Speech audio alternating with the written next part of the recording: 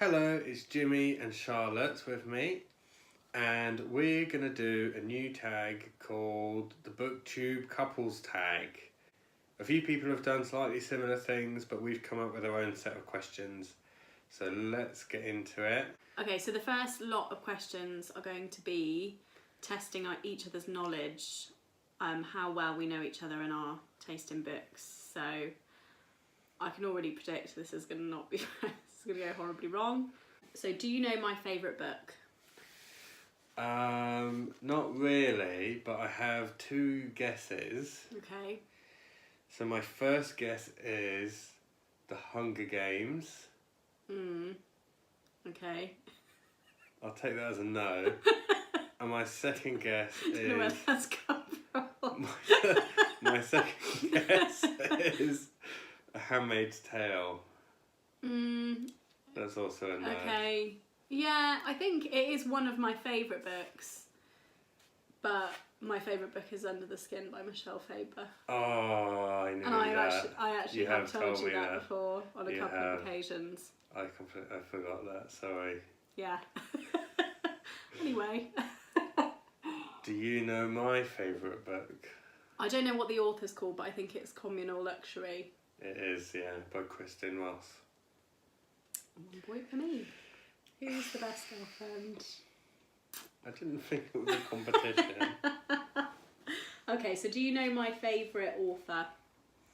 So my guess for this was Margaret Atwood. Yeah, that's right, I would say. Get in.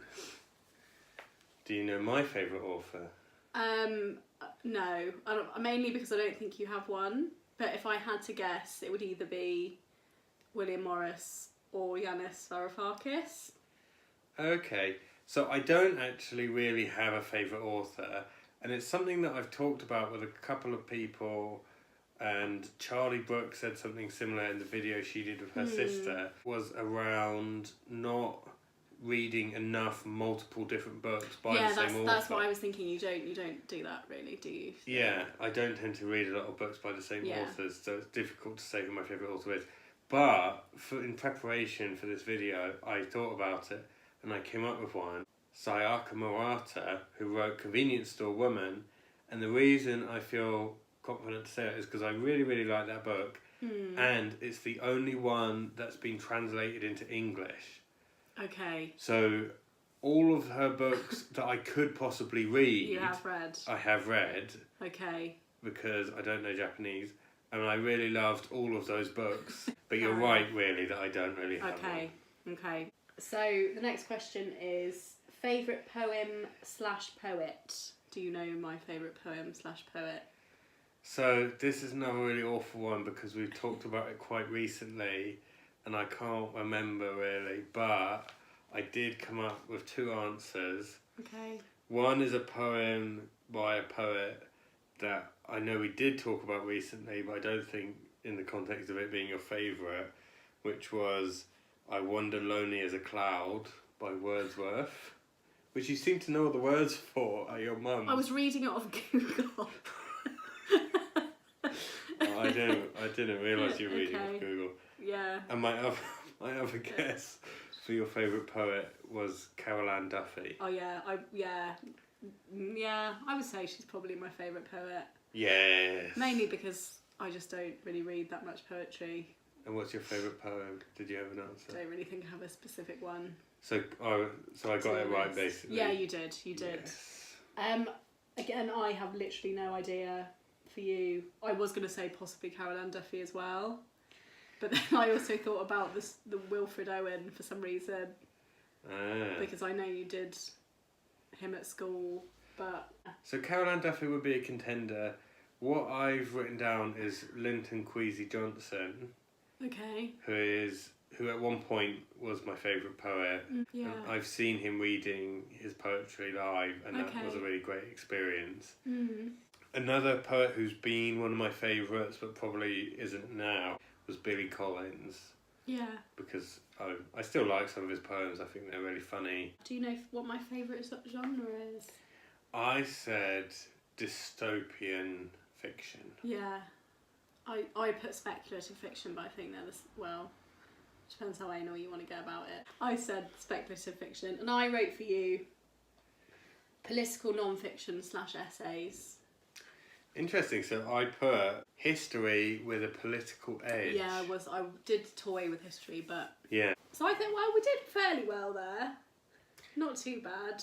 Yeah, neither of us won, I'm gonna say. Yeah, and to be honest, but neither of us lost. No, so, and is it really about the winning? It was on the first question when I got it wrong and you got it right. Mainly because I feel that I have specifically said several times what my favourite book is. Yeah, but not for at least 3 months. So the first question is the first book that we gave to each other. So what was the first book that I gave to you? I think it was The Bloody Chamber and Other Stories by Angela Carter. Yeah, I'm pretty sure it was that as well. Yes. That was a Christmas present, wasn't it? Yeah. Yeah. And what was the first book I gave you? I'm pretty sure it was Communal Luxury. It Still was. not read it. A bit awkward, but... I have read You have. The Bloody Chamber. I don't know where it is. I think it's at my mum's Communal house. Luxury? It's at my mum's house. It's somewhere. not. It's right there. Did I... Oh, okay. That's the copy I gave you, which is right there on the bottom shelf. And this is my copy. So there's been 2 copies sitting there on the bottom shelf. It's not at your mum's house. And I think you gave this to me, or maybe our second or third date. I can't remember. Yeah. Okay, so the next question is, what is a book that reminds you of me? So it was difficult to think... Buffalo. It was difficult to think of an answer, but what I've said is Autumn by Ali Smith. Okay. Because I borrowed it from you. Yeah. And I thought it was a very artistic and beautiful book. Oh. And just in general, it reminds me of you. Oh, that's nice. Because I'm artistic and beautiful. Exactly. So what book reminds you of me? You're really not going to like it when I say it. You've just got to hear out my reasoning. Okay, so I've picked 2 books and one of them you're not really going to like. So the first book I'll say is the less offensive book. Okay, so that book's Julian is a Mermaid. Okay. By Jessica Love. It's one of my favourite children's books ever, I think.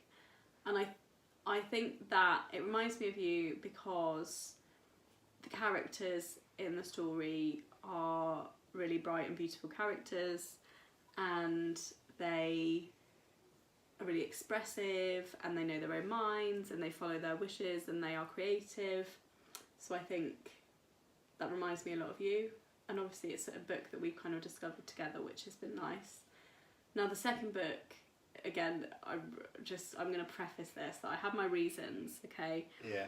And that book is it's more the character than the book itself. Is Tracy Beaker.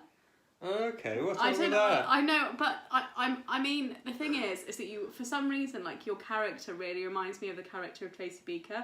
Obviously, your life circumstances are pretty different. Yeah. But there's something about, like, Tracy Beaker's personality that reminds me of your personality, and I kind of imagine that that's a bit what you were like as a child from what you've told me. I don't know. I think that's sweet. She is, yeah, she's great. Yeah. But, you know, obviously... She's a bit cheeky. So the next question is, who is your favourite couple in a story? So my answer to this is a bit of a cheat because they're not actually a couple in a romantic sense. Okay. But they are kind of a friendship couple. Okay. And that is kind of touched on in the book, the nature of their friendship being sort of a very real love, and that is a relationship between the narrator and another character in Autumn by Ali Smith.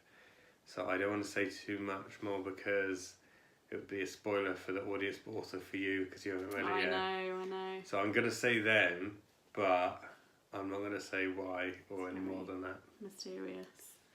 What about you? My favourite couple is a couple who are in a story by Angela Carter, Nights at the Circus. Have you read that? No.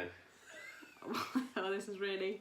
It's not too spoilery. Well, maybe it is. The main character in Nights at the Circus is called Sophie Feathers, and the journalist, the American journalist that comes to report on her. So if you don't know this plot of Nights of the Circus, basically there's this woman, Sophie, who is allegedly half woman, half swan, and she's travelling around in a circus, and this guy, Jack Walser, who's an American journalist, comes to investigate her, and they end up going on this wild journey together across Russia, I think like Siberia, and they sort of fall in love, sort of don't, but they've just got a really like explosive relationship, but also it's a relationship of equals, which is what I think we don't often see, especially in heterosexual relationships in stories.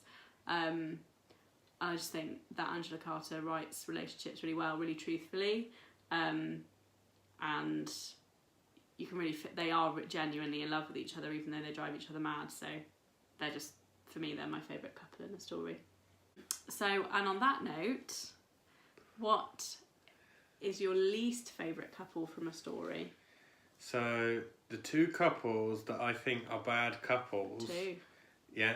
And I'm not saying they're bad to read about, because they're both in books that I like a lot, but they're bad couples, are the main character and the person who moves in with her in Convenience Store Woman. Okay, yeah. And the narrator and her husband in Rebecca. Oh, I was going to say that one as well. Okay. The unnamed narrator and Max de Winter. Yeah. Yeah, they'd be quite high up on my list. But even Rebecca and Max de Winter aren't, I mean, there aren't many healthy relationships they are in also that story. a bad relationship, yeah.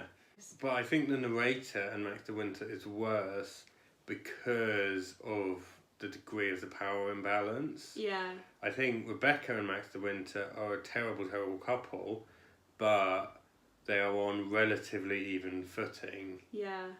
And are both horrible to each other. Yeah. Whereas I think that Max de Winter should be not taking advantage of this sort of young, abusive, isn't he? inexperienced woman.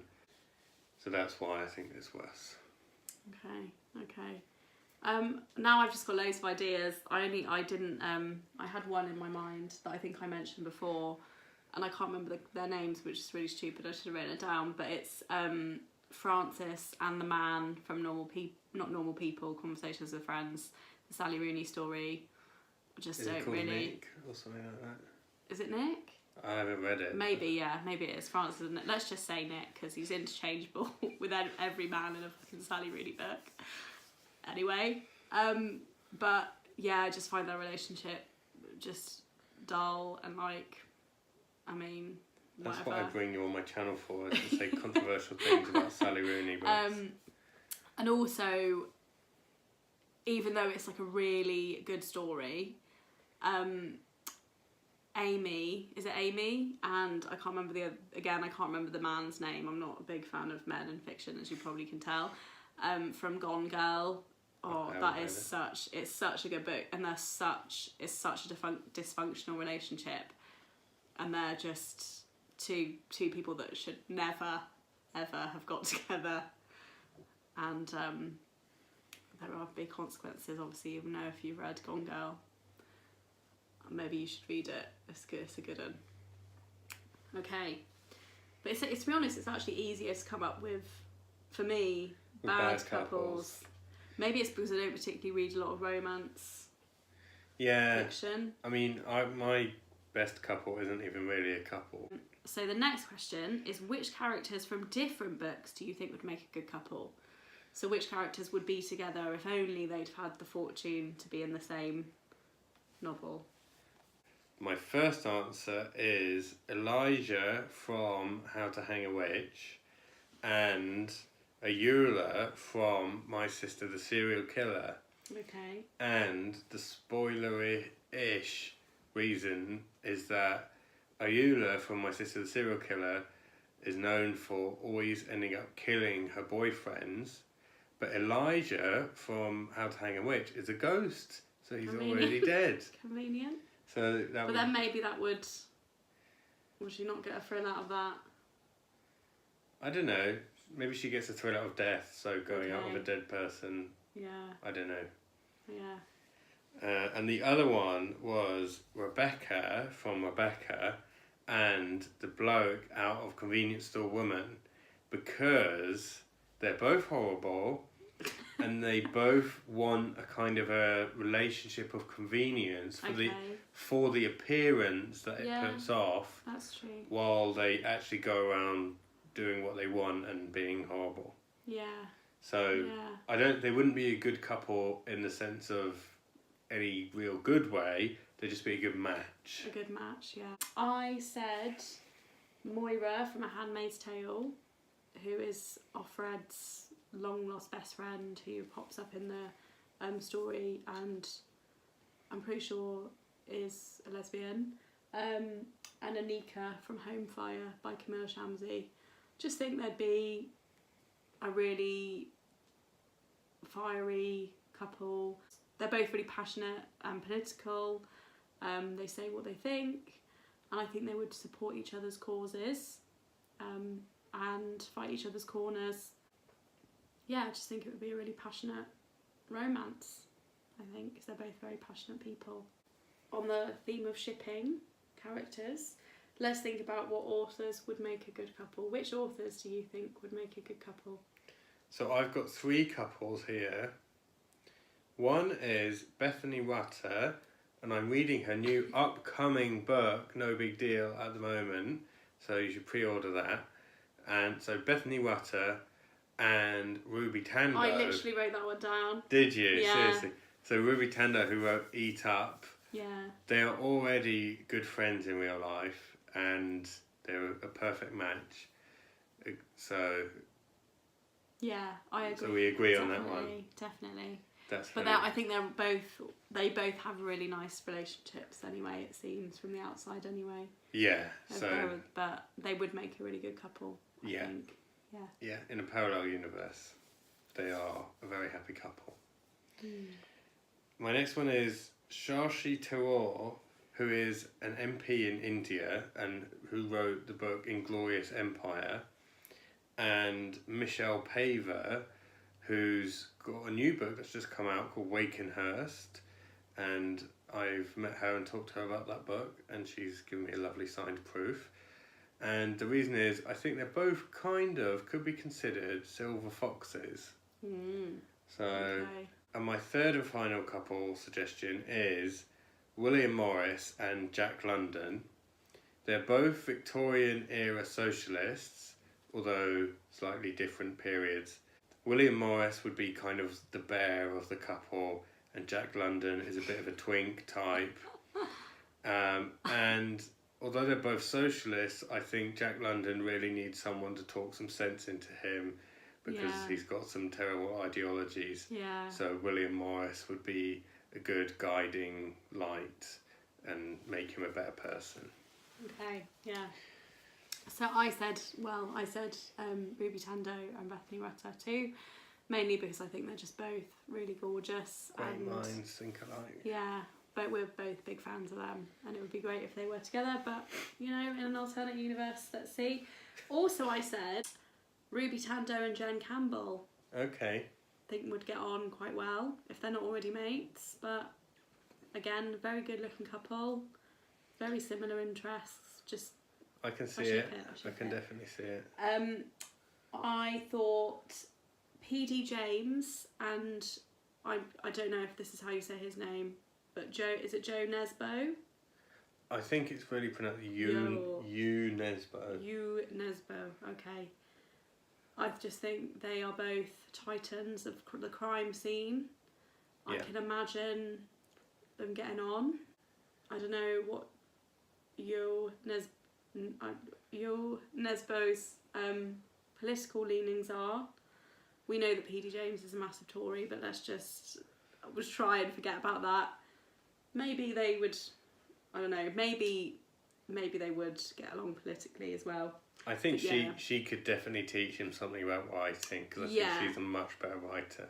But he is very popular.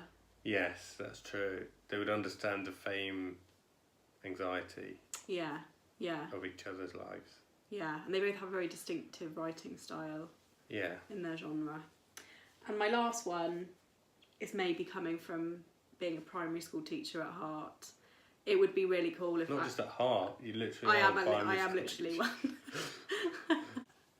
Would be Julia Donaldson and Axel Scheffler. That would be so cool if they were a couple. Do you really think they've never gone there? Because... Yeah. I don't know, maybe they have. It's a rumour. Is it? Oh, I've just started it. You heard it here first, but spread the rumour. Don't really. Yeah, I think it would just be really romantic and sort of poetic. It would be really sweet, wouldn't it? So all that remains is to tag some people. I can't really think of who to tag, but first I'm going to say Nikki from I Read Past My Bedtime. I know you just had your husband on a couple of days ago, but if he felt the rush of being on Booktube and wants to get back on it, here's a tag that you can try and do with him. Also, Lauren from Lauren and the Books.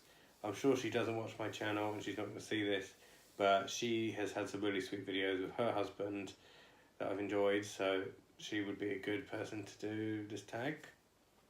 All that remains is to say thank you for coming on and doing this vid and for coming up. Having me.